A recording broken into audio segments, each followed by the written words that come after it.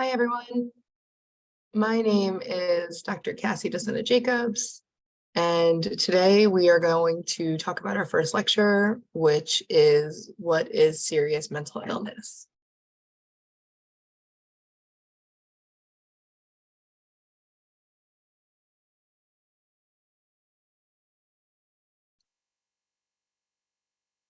So we're going to talk about some serious mental illness facts throughout this course, throughout the PowerPoints I'm going to show, throughout all the readings. You're going to see the words SMI, the acronym SMI. SMI stands for serious mental illness.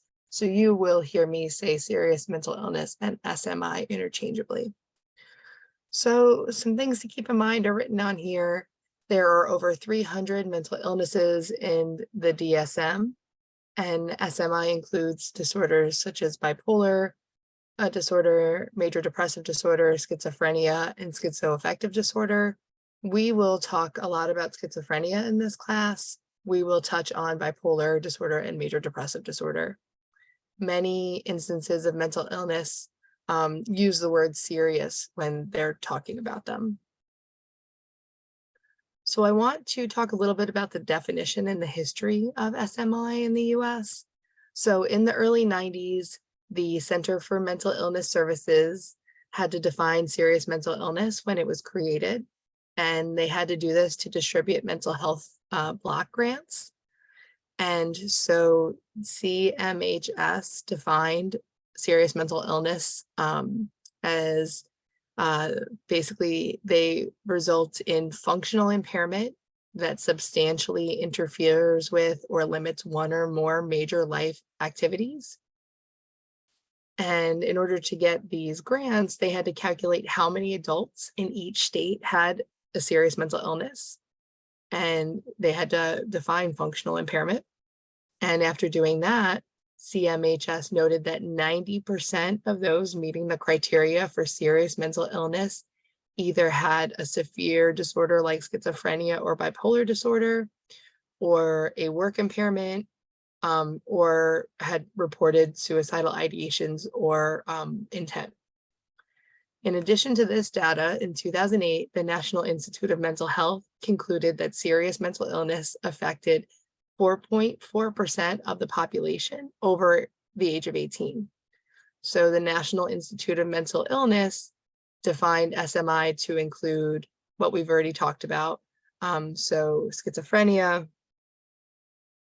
a subset of major depression, which is severe, major depression, a subset of bipolar disorder that is classified as severe, and some smaller disorders. So continuing to talk about history and serious mental illness, in 1993, the Senate Appropriations Committee asked the National Advisory of Mental Health to report on how much it would cost to provide insurance coverage for people with serious mental illness with the coverage of other illnesses. And the federal definition of serious mental illness is the result of a mandate from the 1992 Alcohol, Drug Abuse, and Mental Health Administration Reorganization Act. The definition was created by the U.S. Department of Health and Human Services, and it was meant to help states that were applying for grant funding to support mental health services. And other efforts, there's lots of different efforts from lots of different places, went along with that Senate Appropriation Committee.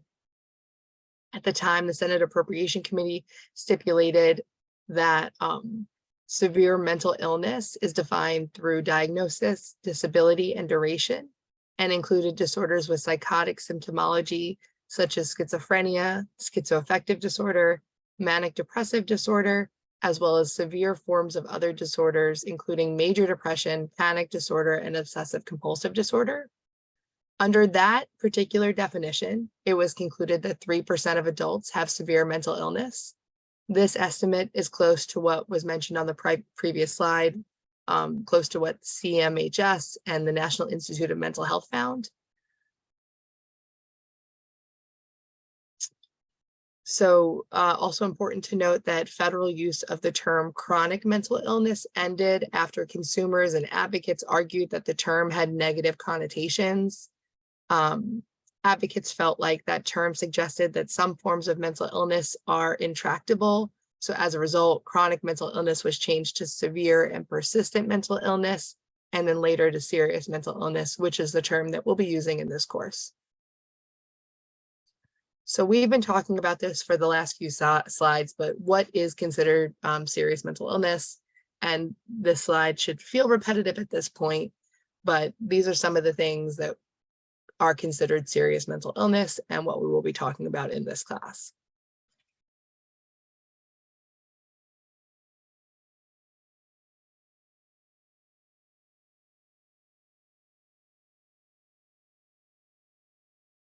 So how many adults experience serious mental illness? We will talk about children and adolescents at the end of this course in week 9, but until then, most of our conversations are going to be about adults. So in 2019, this is from the National Survey on Drug Use and Health Providers. So in 2019, an estimated 3.1 million adults had a serious mental illness in the last year. And this is the data from that study.